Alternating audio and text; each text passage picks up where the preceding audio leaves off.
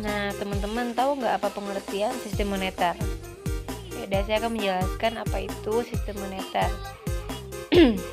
Sistem moneter atau monetary system yaitu sistem yang menetapkan kebijakan dan tindakan-tindakan yang mempengaruhi interaksi faktor moneter dalam suatu negara, termasuk pengawasan cadangan valuta asing. Di Indonesia, otoritas sistem moneter terdiri atas Bank Indonesia dan pemerintah yang diwakili oleh Menteri Keuangan. Nah, selanjutnya ada kebijakan moneter. Kebijaksanaan moneter adalah sekumpulan tindakan pemerintah di dalam mengatur perekonomian melalui peredaran uang dan tingkat suku bunga. Kebijaksanaan moneter adalah sekumpulan tindakan pemerintahan di dalam mengatur perekonomian melalui peredaran uang dan tingkat suku bunga. Nah, itulah kebijakan moneter yang saya ketahui. Semoga teman-teman paham ya. Di sini ada jenis-jenis kebijakan moneter. Yang pertama, kebijakan moneter ekspansif, yaitu kebijakan moneter ekspansif adalah suatu kebijakan dalam rangka menambah jumlah uang yang beredar. Kebijakan ini dilakukan untuk mengatasi pengangguran dan meningkatkan daya beli masyarakat atau permintaan masyarakat. Kebijakan ini diterapkan pada saat perekonomian mengalami resesi atau depresi. Nah, selanjutnya yang kedua yaitu kebijakan moneter kontraktif. Kebijakan moneter kontraktif adalah kebijakan yang dilakukan dalam rangka mengurangi jumlah uang yang beredar. Kebijakan ini dilakukan pada saat perekonomian mengalami inflasi. Kebijakan moneter kontraktif disebut juga dengan kebijakan uang ketat atau bisa kita sebut dengan take money policy. Nah, di sini ada instrumen kebijakan moneter. Ada 4, yaitu yang pertama politik pasar terbuka, yang kedua politik diskonto, yang ketiga politik rasio cadangan wajib, yang keempat kebijakan kredit selektif. Nah, teman-teman, saya akan menjelaskan satu persatu tentang instrumen kebijakan moneter. Baiklah, saya akan menjelaskan tujuan kebijakan operasi pasar terbuka, termasuk dengan pengertian dan contohnya. Pengertian politik operasi pasar terbuka atau kita bisa dengan sebut open market operation merupakan salah satu instrumen dari kebijakan moneter yang sangat penting dalam mempengaruhi penawaran uang. Instrumen ini dapat dilaksanakan sendiri atau secara bersama-sama dengan instrumen lainnya. Kebijakan ini dilakukan dengan cara menjual dan membeli surat-surat berharga dan obligasi pemerintah. Operasi pasar terbuka berarti Bank Indonesia membeli atau menjual sekuritas pemerintah bagi kepentingan sendiri dalam pasar uang terbuka. Sekuritas dalam bentuk surat-surat berharga dan obligasi seperti sertifikat Bank Indonesia, WSL, surat pengedaran, dan SPBU.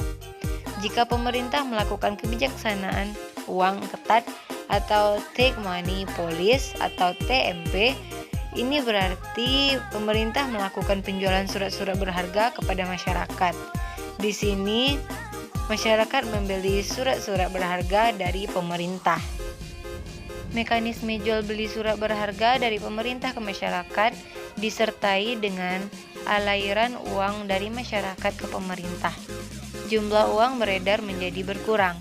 Keadaan ini dapat memperlambat laju inflasi. Jika pemerintah melakukan kebijakan easy money policy atau kebijakan uang longgar, maka pemerintah melakukan pembelian surat-surat berharga dari masyarakat. Uang dari pemerintah mengalir ke masyarakat, jumlah uang beredar bertambah. Tingginya uang beredar dapat meningkatkan jumlah investasi. Dengan adanya investasi tinggi tersebut akan meningkatkan lapangan kerja baru. Ada beberapa tujuan yang ingin dicapai dengan melaksanakan kebijakan politik operasi pasar terbuka, yaitu yang pertama, mempengaruhi jumlah uang beredar, baik untuk memperbesar atau ekspansi dan memperkecil atau kontraksi jumlah uang beredar. Bank sentral dapat menambah jumlah uang beredar dengan cara membeli surat berharga yang ada di pasar atau dipegang masyarakat.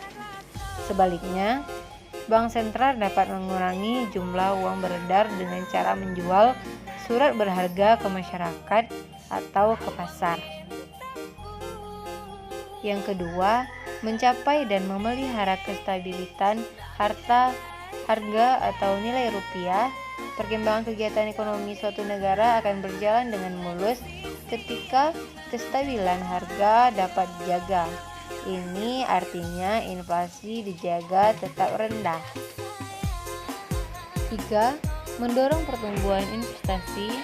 Peningkatan jumlah investasi dapat meningkatkan terbukanya lapangan kerja yang cukup luas dan secara simultan dapat mengurangi jumlah pengangguran, sehingga diharapkan pertumbuhan dan perkembangan perekonomian sesuai dengan yang telah direncanakan.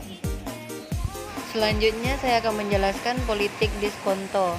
Politik diskonto adalah kebijakan yang dilakukan oleh bank sentral untuk menambah dan mengurangi jumlah uang yang beredar dengan cara menaikkan atau menurunkan suku bunga bank. Jika bank sentral menaikkan suku bunga bank, berarti bertujuan untuk mengurangi jumlah uang yang beredar. Nah, dengan naiknya suku bunga diharapkan masyarakat menyimpan uang di bank. Dengan demikian, jumlah uang yang beredar dan berkurang. Kebijakan untuk menaikkan suku bunga tersebut digunakan untuk menekan terjadinya inflasi. Sementara itu, jika bank sentral menurunkan suku bunga berarti bertujuan untuk menambah jumlah uang yang beredar. Dengan rendahnya suku bunga bank diharapkan masyarakat tidak akan senang menyimpan uang di bank. Dengan begitu, jumlah uang yang beredar di masyarakat akan bertambah. Penurunan suku bunga dilakukan oleh bank sentral jika perekonomian mengalami resesi atau jika perekonomian mengalami depresi. Nah, itulah pengertian dari politik diskonto agar teman-teman tahu ya semuanya. Nah, selanjutnya ada contoh dari politik diskonto. Yang pertama, jual beli surat berharga. Yaitu tugas Bank Indonesia adalah untuk melakukan pengawasan terhadap kegiatan yang terjadi di bank umum. Salah satu cara Bank Indonesia untuk memberikan kepercayaan kepada masyarakat terkait sistem perbankan adalah dengan memberikan kepastian bahwa bank umum dapat membayar seluruh cek, baik diajukan ataupun dikeluarkan oleh para nasabah. Demi kelancaran, BI bisa saja memberikan pinjaman kepada bank umum yang tersebar di seluruh Indonesia atau dengan membeli surat berharga tertentu yang dimiliki oleh bank umum apabila suatu saat nanti bank umum tersebut memiliki masalah yang dimiliki oleh bank umum apabila suatu saat nanti bank umum tersebut memiliki masalah yang kaitannya dengan cadangan kas keuangan. Itulah contoh yang bisa saya berikan. Nah, apabila bank umum menjual surat berharga tersebut ke Bank Indonesia, maka bisa disebut dengan contoh politik diskonto. Pembelian surat oleh Bank Indonesia adalah untuk surat berharga yang mudah dicairkan atau sering disebut sebagai liquid. Contohnya di sini adalah surat sertifikat dari Bank Indonesia. Penjualan surat kepada Bank Indonesia memiliki arti bahwa fungsi BI menurut undang-undang salah satunya adalah menetapkan suku bunga diskonto pada bank umum tersebut. Adapun penetapan suku bank tersebut bertujuan untuk mengendalikan jumlah penawaran. Nah, saya akan menjelaskan rasio cadangan wajib. Apa itu? Teman-teman pasti nggak tahu ya. Baiklah, rasio cadangan wajib atau bisa disebut dengan Reserve Requirement Ratio atau rasio cadangan wajib adalah presentasi dari simpanan yang dipegang oleh bank sebagai cadangan dan tidak untuk disalurkan menjadi pinjaman. Rasio cadangan digunakan baik sebagai instrumen kebijakan moneter dan sebagai metode pengaturan untuk memastikan solvabilitas bank. Istilah ini kadang-kadang disebut dengan rasio cadangan atau rasio cadangan minimum. Jadi ini untuk cadangan untuk bersiap-siap aja guys. Sebagai instrumen kebijakan, bank sentral menggunakan rasio cadangan untuk mempengaruhi perekonomian. Ketika inflasi tinggi, bank sentral akan menaikkan rasio cadangan ini mengurangi jumlah uang yang beredar dalam perekonomian dan memperlambat laju pemerintah agregat. Akibatnya tingkat harga akan naik secara lebih moderat. Sebaliknya, ketika inflasi rendah dan pertumbuhan ekonomi lemah, bank sentral akan menurunkan rasio cadangan wajib. Dengan begitu, lebih banyak porsi pinjaman yang dapat disalurkan menjadi pinjaman. Ini mendorong konsumen dan bisnis untuk lebih banyak mengkonsumsi dan berinvestasi. Hasilnya, aktivitas produksi akan terpacu dan pertumbuhan ekonomi akan bergerak menguat.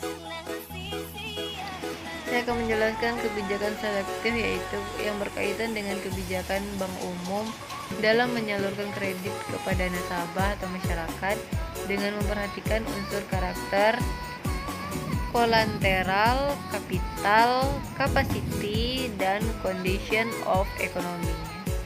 Selain itu, ada juga pengertian kebijakan fiskal, yaitu kebijakan fiskal menyangkut pengaturan pengeluaran pemerintah dan perpajakan yang secara langsung mempengaruhi pemerintahan total dan mempengaruhi harga. Inflasi dapat dicegah melalui penurunan permintaan total. Kebijakan fiskal seperti pengurangan pengeluaran pemerintah dan kenaikan pajak akan dapat mengurangi permintaan total, sehingga inflasi dapat ditekan. Kebijakan fiskal dapat ditempuh melalui 3 cara, yaitu saya akan menjelaskan apa itu 3 cara. Yang pertama, meningkatkan penerimaan pajak dengan memberlakukan tingkat pajak yang tinggi bagi unit usaha yang tidak memproduksi kebutuhan pokok masyarakat atau dengan mengenakan jenis-jenis pajak baru.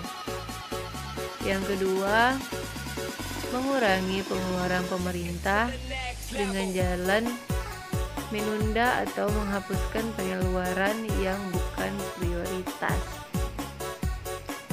Yang ketiga, mengadakan pinjaman pemerintah, yaitu mengurangi pembayaran yang dilakukan pada masyarakat dan mengembalikannya di kemudian hari, misalnya dalam bentuk pensiun. Nah, teman-teman, itulah pengertian kebijakan instrumen kebijakan moneter. Semoga teman-teman paham ya dengan apa yang saya jelaskan. Hey, lean with it, dab with it, hit don't fall now, stab with it. Nay, then you stop, then you hit that Molly Bob with it. Lean with it, dab with it, hit don't fall now, stab with it. Nay, then you stop, then you hit that Molly Bob with it. Lean with it, dab with it, hit don't fall now, stab with it. Nay, then you stop, then you hit that Molly Bob with it. Lean with it, dab with it, hit don't fall now, stab with it. Nay, then you stop, then you hit that Molly.